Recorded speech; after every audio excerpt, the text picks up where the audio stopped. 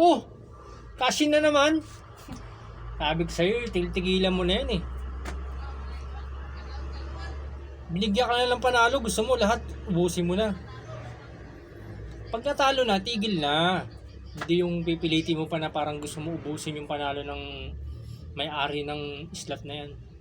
Pag naramdaman mong talo ka na, tigil mo na. Sabi mo, 1 beses isang cash-in na lang. Sa sugal, walang panalo, sabi ko sa'yo.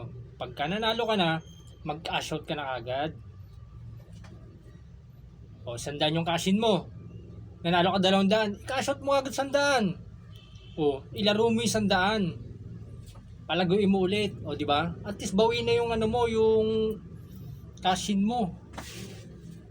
Nanalo ka lang 200, gusto mo itodo mo na. Gusto mo i-dos-dos mo, i-tres-tres mo, 10-10. Babawian ka talaga sa huli niyan. Hindi yung puro na lang isip mo panalo. Siyempre minsan may talo rin. Kaya sabi ko sa'yo, ang sugal, weather lang yan. Pati tuloy yung panggastos mo sa bahay, nawawaldas mo na dahil sa pagkakasin mo. Hindi masama magsugal, dapat nasa tama lang. Kaya kailangan unahin mo muna pamilya. Magsugal ka pag medyo may time ka. Nasa trabaho ka, gusto mo naglalaro ka pa ng slot, pindot ka ng pindot. Kung matanggal ka sa trabaho, o di ba? Pagka nanalo, tigil na.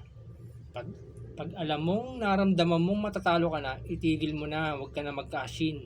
Ha? Tigil mo na yan. Ha? Ngayon din.